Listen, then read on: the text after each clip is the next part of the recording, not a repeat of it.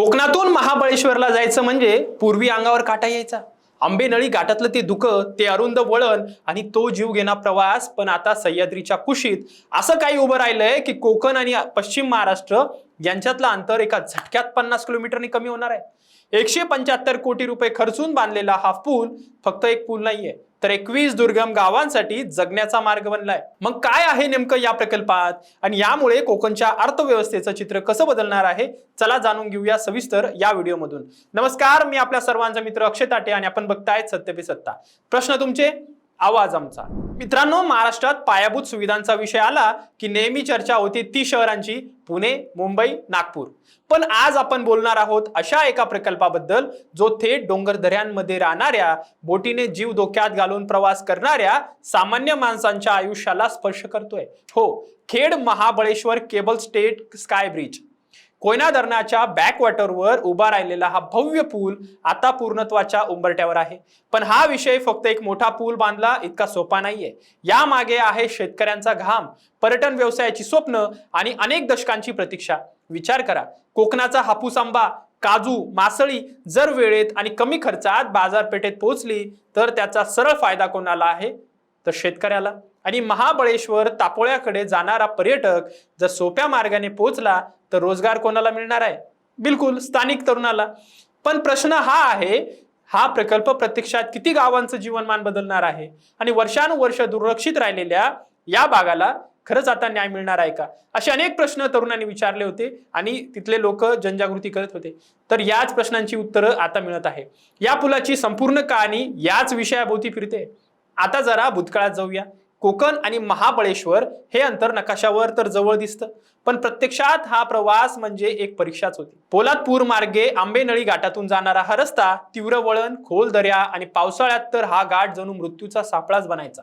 धुक्यामुळे समोरचं काहीच दिसत नाहीये, रस्ता निसरडाय आणि एका बाजूला खोल कडा। किती अपघात झालेत, किती कुटुंब उद्ध्वस्त झालीये याची तर गिनतीच नाहीये। पण याही पेक्षा गंभीर प्रश्न होता तो कोयना बॅकवॉटरच्या आसपासच्या गावांचा।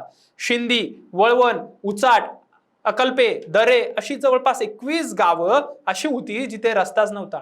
लोकांना बारीच्या किंवा बोटीच्या साह्याने जीव धोक्यात घालून प्रवास करावा लागत होता।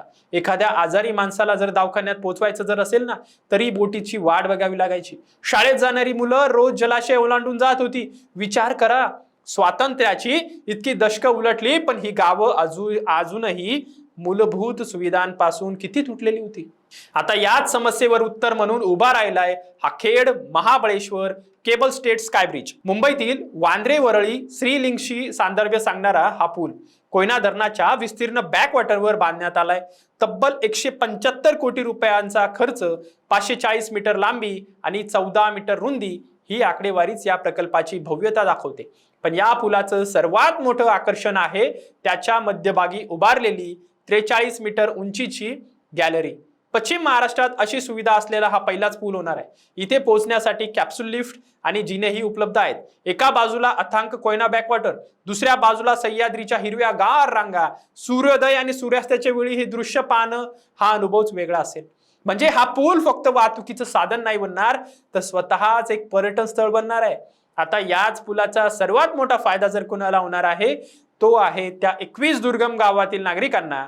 पावसाळ्यात संपर्क तुटणारी, बोटीवर अवलंबून असणारी ही गावं आता वर्षभर रस्त्याने जोडली जाणार आहेत।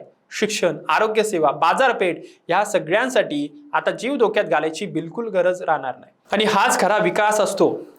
रस्ता पोचला की दवाखाना जवळ येतो, शाळा सुरक्षित होते आणि माणसांचं जगणं सोपं होतं। आता थोडं अर्थव्यवस्थेच्या दृष्टीने बघूया। कोकणातला हापूस आंबा, काजू, फणस, मासेमारी उत्पादन हे आता जलद आणि कमी खर्चात मोठ्या बाजारपेठांपर्यंत पोहोचू शकेल। वाहतूक खर्च कमी झाला की शेतकऱ्याला उत्पादनाला चांगला भाव मिळतो। हे साधं अर्थशास्त्र आहे। दुसरीकडे मिनी काश्मीर म्हणून ओळखला जाणारा तापोळा परिसर जलक्रीडा, बोटिंग, कॅम्पिंगसाठी प्रसिद्ध। खेड मार्के थेट संपर्क मिळाल्यावर इथे पर्यटकांची संख्या वाढेल। होमस्टे, रिसॉर्ट्स, स्थानिक हस्तकला व्यवसाय यांना चालना मिळेल। आणि याचा सर्वात मोठा परिणाम म्हणजे स्थानिक तरुणांना रोजगारासाठी शहराकडे धाव घ्यावी लागणार नाही। गावातच काम मिळेल, गावातच भविष्य घडेल। मित्रांनो, हा पूल फक्त सिमेंट, लोखंड आणि केबलची रचना नाहीये, हा अनेक दशकांची प्रतीक्षा आहे। हजारो कुटुंबांची आशा आहे आणि दुर्गम भागातल्या माणसाला मुख्य प्रवाशी जोडणारं एक स्वप्न आहे। कोकण आणि पश्चिम महाराष्ट्र, 2 भौगोलिक प्रदेश, 2 संस्कृती आणि आता या पुलामुळे एकमेकांच्या अधिक जवळ येणार आहेत. पावसाळ्यानंतर तर हा पूल वाहतुकीसाठी खुला झाला की केवळ महाराष्ट्रातीलच नव्हे तर देशातील एक महत्त्वाचा पायाभूत सुविधा प्रकल्प म्हणून याची नोंद होईल. पण खरा प्रश्न हा आहे, हा विकास फक्त कागदावर राहील की प्रत्यक्षात त्या 21 गावांपर्यंत पोहोचेल? याचं उत्तर येणारा काळच देईल. तुम्हाला हा प्रकल्प कसा वाटला? कमेंट करून नक्की सांगा. आणि अशाच महत्त्वपूर्ण विकासाच्या प्रकल्पांबद्दल माहिती हवी असेल किंवा रेल्वेबद्दल माहिती हवी असेल किंवा राजकारणाबद्दल माहिती हवी असेल तर आता चॅनल सबस्क्राईब करायला विसरू नका, कारण हा शुभ मुहूर्त आहे. धन्यवाद. 2 महिन्यानंतर सिंगापूर ब्रांचला प्रमोशन होतंय तुझं. कॉंग्रॅच्युलेशन्स. काय ग, तुला आनंद नाही झाला? मॅडम, तुम्हाला माहितीच आहे की मला PCODचा त्रास आहे. दिवसभर फटीग असतो, सारखा मूड स्विंग होतो.